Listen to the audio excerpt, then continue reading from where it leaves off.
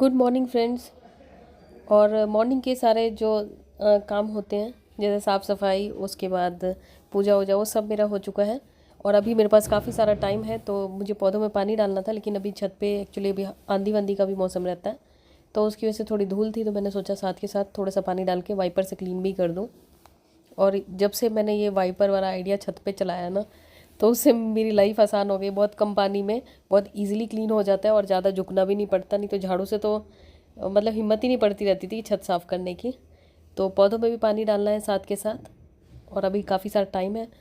और उसके अलावा आज मुझे थोड़ा बाथरूम वगैरह साफ़ करना है, तो मैंने सोचा कि पहले छत वगैरह साफ़ कर लेती हूँ, फिर उसके बाद बाथरूम साफ़ करूँगी और फिर दोबारा से फिर नहाऊँगी। क्योंकि अभी तो काफ़ी मेरे हाथ में टाइम है, और सुबह मैं इसलिए नहीं करती क्योंकि सुबह थोड़ा जल्दी होती है पूजा वगैरह, मैं चाहती हूँ कि टाइम पे हो जाए। क्योंकि सुबह का अगर टाइम टेबल बिगड़ जाता है ना, तो फिर वो बिगड़ा ही रहता है। इसीलिए सुबह का टाइम टेबल मैं कोशिश करती हूँ ना बिगड़े। और विंटर्स में ये होता है कि हम जल्दी उठ के भी ना, उसमें ये होता है कि बहुत जल्दी काम स्टार्ट नहीं कर सकते क्योंकि ठंड ज़्यादा होती है। और दूसरी बात है कि लोग जल्दी नहीं उठते हैं, तो उस वजह से बहुत ज़्यादा शोर करना भी सही नहीं है। अभी तो सब लोग जल्दी उठ जाते हैं, तो थोड़ा बहुत शोर चल ही जाता है। और छत मेरी पूरी साफ़ हो चुकी है अच्छी तरीके से, कपड़े भी मेरे फैल चुके हैं और सनराइज़ भी हो चुका है। तो चलिए अब मैं नीचे जाऊंगी और नीचे जाके मुझे बाथरूम साफ़ करना है। और बाथरूम मुझे डीप क्लीन करना है, इसके लिए मैं यूज़ कर रही हूँ Agaro royal electric spin scrubber. इससे हम लकड़ी साफ़ कर सकते हैं, किचन साफ़ कर सकते हैं, बाथरूम, बाथ टब और टाइल्स वगैरह साफ़ कर सकते हैं, क्योंकि इसमें बहुत सारे हमें अटैचमेंट मिले हैं। और इसके साथ हमें 1 ईयर की वारंटी मिली है। और इसमें सबसे अच्छी बात है कि जैसे कि हमें कई लोगों को होता है ना कि बाथरूम साफ़ करने में झुक के करने में दिक्कत होती है, या कोने वगैरह की सफाई अच्छी तरीके से नहीं हो पाती, लेकिन इसमें बहुत तरह के अटैचमेंट है जिसकी वजह से आप बहुत आराम से साफ़ कर सकते हैं। इसके साथ ये यूज़र मैनुअल है, तो इसको आप चाहे तो पढ़ सकते हैं, नहीं तो ज़रूरत तो पड़ेगी नहीं, बहुत ईजी है। ये इसका मेन यूनिट है। तो चलिए अभी मैं आपको 1 बाय 1 सारी चीज़ें दिखा देती हूँ और उसके बाद मैं साफ़ करूँगी। तो ये मैं वीकली करती हूँ बाथरूम की सफाई। तो ये होता है ना कि अगर हाथ से ऐसे करो तो बार बार एक तो झुक के करो, और फिर अलग अलग तरह के ब्रश होते भी नहीं है हमारे पास। और ये इसके साथ हमें इस टाइप की रॉड मिली है जो कि काफ़ी लंबी हो जाती है।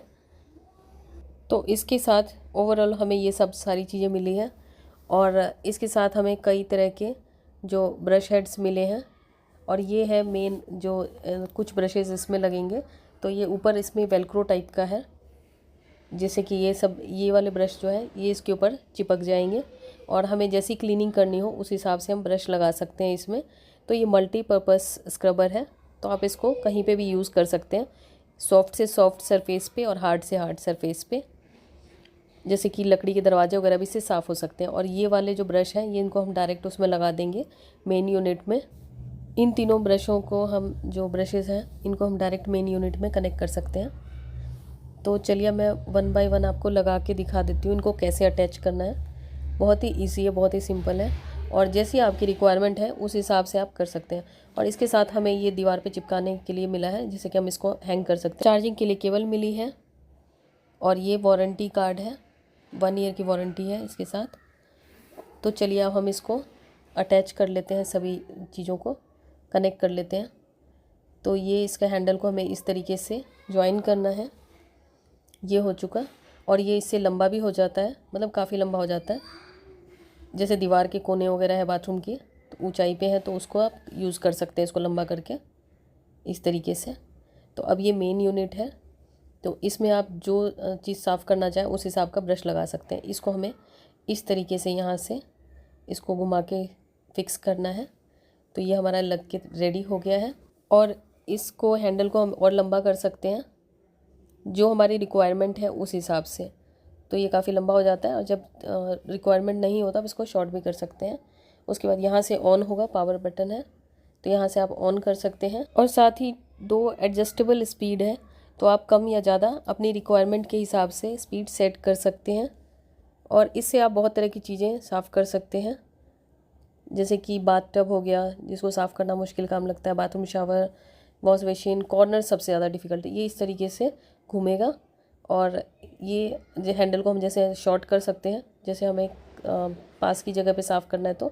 और ये जैसे मैंने लगा लिया, जैसे इस टाइप के ब्रश को लगाने के लिए ये वाला यूनिट हमें पहले अटैच करना है, उसके बाद आप इस टाइप के ब्रशेज़ को लगा सकते हैं। ऑन करेंगे तो ये इस टाइप से घूमेगा और क्लीनिंग बहुत ईजी हो जाती है।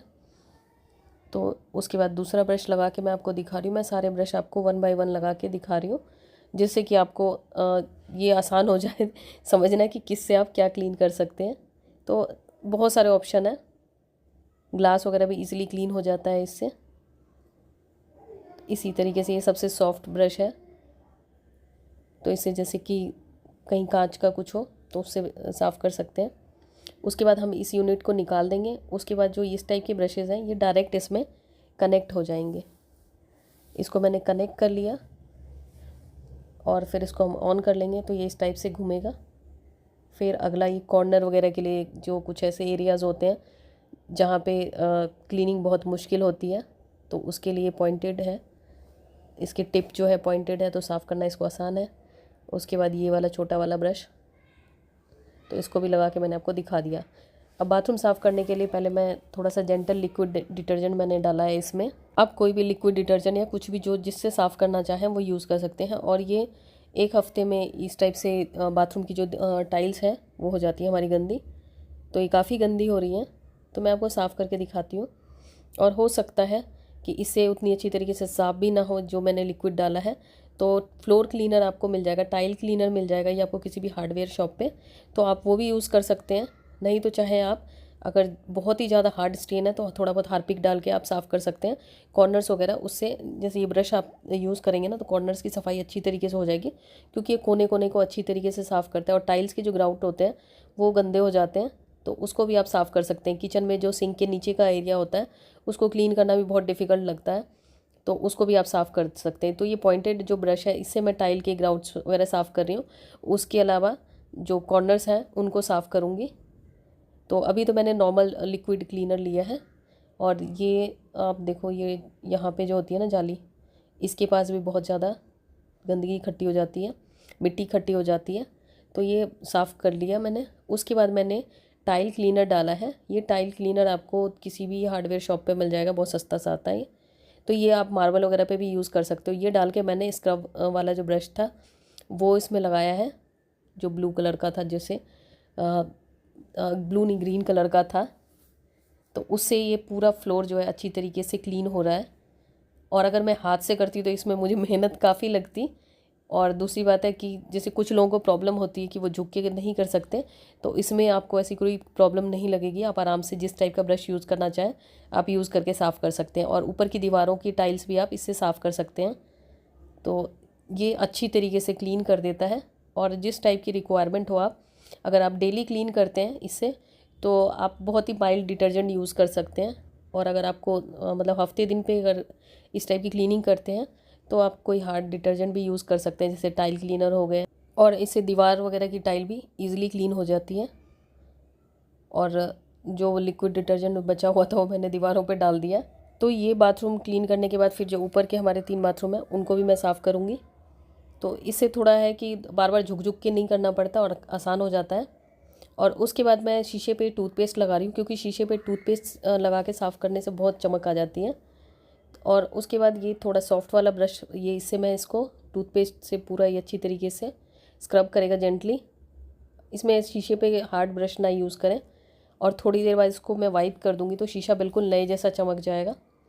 शीशे को मैंने देखा है टूथपेस्ट से जितना ज़्यादा चमकता है ना, उतना ज़्यादा डिटर्जेंट वगैरह से नहीं चमकता। तो ये इसमें जो भी कुछ चिपका होगा या जो भी शीशे में दाग वगैरह पानी का पड़ा होगा वो निकल जाएगा इस ब्रश से। और उसके बाद वॉश बेसिन का ये सब एरिया, जो कोने कोने वाला एरिया होता है, इसको साफ़ करना डिफ़िकल्ट होता है। तो इसमें बहुत तरह के अटैचमेंट हैं, तो उससे हम इजीली क्लीन कर सकते हैं।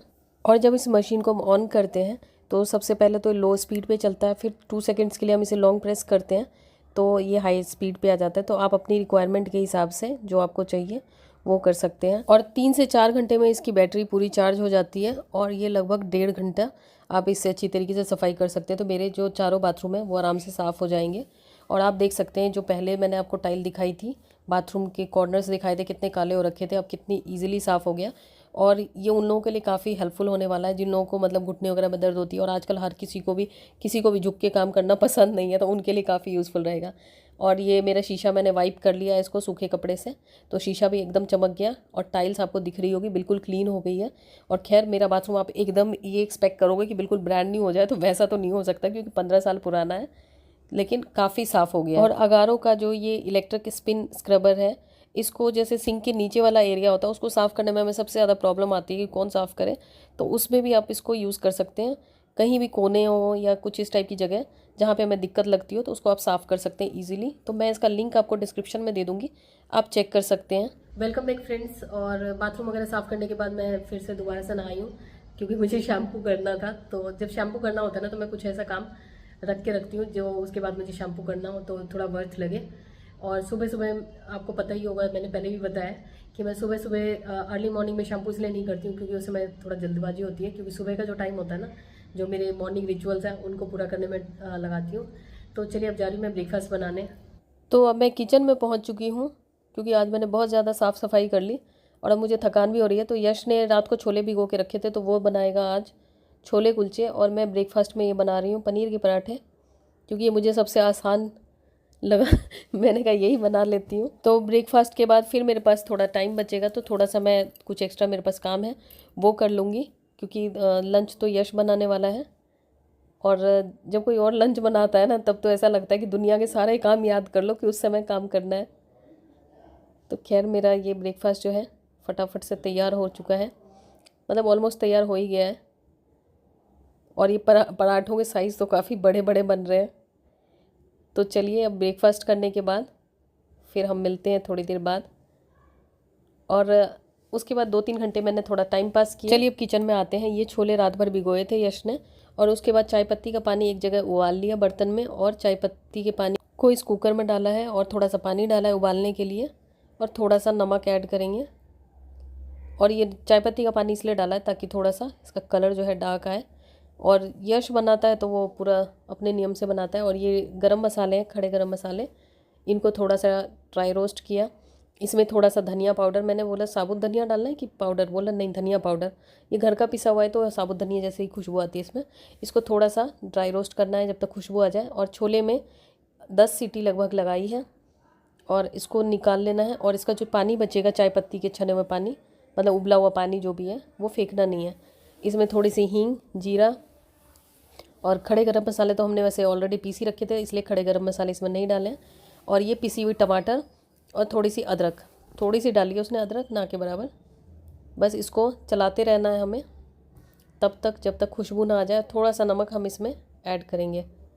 हम लोग जैसे कुछ बनाते हैं ना तो नमक जो भी ऐड करना होता है एक बार में ऐड कर लेते हैं, जैसे अभी ऐड करना था तो कर लिया। लेकिन यश उसको अलग अलग पार्ट्स में ऐड करता है। हर किसी का अपना अपना तरीका होता है, क्योंकि मैं अगर ज़्यादा बोलती ना तो फिर मुझे किचन से निकाल देता। और ये जो गरम मसाले थे उनको पीसना है मिक्सी में। तो ये यश जी हमारे किचन में काम करते हुए, तो बस इसमें खुशबू आ रही है। अब इसमें जो छोले हमने वो करे थे वो डालेंगे। उसके पहले हल्दी और थोड़ी देर बाद कश्मीरी लाल मिर्च, ताकि इसका कलर जो है वो ज़्यादा चढ़े और मिर्च ज़्यादा ना लगे। और एवरेस्ट का छोले मसाला, और ये मुझे नहीं पता कि कोई और मसाला डाल सकते हैं कि नहीं दूसरे ब्रांड का, क्योंकि ये यश के पास यही था, उसने यही मंगाया था। और अभी एक दिन पहले मैंने भी बनाए थे, मतलब कुछ दिन पहले भी मैंने यश के लिए बनाए थे, लेकिन उसको ज़्यादा नहीं पसंद आया। फिर उसने कहा खुद बनाऊंगा, मैंने कहा बना लो यार, मुझे और क्या चाहिए। बस ये इसमें अच्छी खासी खुशबू आ रही है। और उसके बाद जो नॉर्मल लाल मिर्च होती है वो डाली है।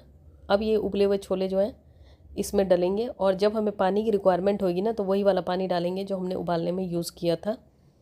और अब थोड़ा सा नमक, और बाकी आप जो नमक आपको लगे ना वो अपनी स्वाद अनुसार डाल सकते हैं, क्योंकि बच्चों के बनाने का तरीका अलग होता है थोड़ा, तो वो अपने हिसाब से बनाते हैं। और ये जो हमने गरम मसाले पीसे थे इसको हमने इस पर डाल दिया है। और मैं ये फ़र्स्ट टाइम यश को देख रही हूँ इस टाइप से बनाते हुए। एक बार और बनाया था लेकिन उस दिन मैंने देखा नहीं था मैं किचन में गई नहीं थी, तो इस बार तो मैं ही रिकॉर्ड कर रही हूँ तो मैं देख रही थी। बस इनको हमें अच्छी तरीके से भूनना है, और उसके बाद जब खुशबू आने लग जाए तो फिर हमें ये जो पानी था उबला हुआ, मतलब छोले जिसमें उबाले थे, वो हमें इसमें डालना है। और आप अगर चाहो तो ट्राई कर सकते हो, बहुत ही टेस्टी बनते हैं। इसमें प्याज लहसुन नहीं पड़ता है, इसमें आप चाहो तो अलग से प्याज काट के खा सकते हो। इसका टेस्ट बहुत ही अच्छा मतलब बन के आया था। अब ये छोले हमारे बन चुके हैं। अब ये हमारे किचन की दुर्गति तो क्या, ये तो होएगा ही यार। और मैं बीच बीच में जबकि साफ़ करती जा रही थी कुछ कुछ, तो छोटी जगह में तो होता ही है इतना, खैर चलता है। अब उसके बाद ये यश ने मंगाया था, इसे क्या बोलते हैं यार, मैं नाम ही भूल गई, कुलचा, हाँ ये मंगाया था। तो इसको सेक के, ये तो मैं ही सेक रही हूँ। बस ये आज का हमारा लंच है। और रायता बनाया था, यश ने ही बनाया था, तो वो मैंने रिकॉर्ड नहीं किया क्योंकि मैं थक गई थी, बिना काम किए ही थक गई थी आज। तो ये हमारा लंच है। और उसके बाद बर्तन वर्तन मैंने काफ़ी देर से धो रही थी, उसके बाद ये बचे हुए बर्तन, इन सबको भी निपटा लूँगी जल्दी जल्दी। और उसके बाद मैं थोड़ा आराम करूँगी, क्योंकि मैंने लंच, ये ब्रेकफास्ट के बाद भी मैं कुछ छोटे मोटे काम कर ही रही थी। तो मैंने कहा कि अब लंच के बाद आराम से आराम करूँगी। तो चलिए फिर थोड़ी देर शाम को कह रही, दोपहर में आराम करने के बाद ये शाम की खाने की तैयारी। तो आज का व्लॉग यहीं तक था, मिलती हूँ नए व्लॉग में, तब तक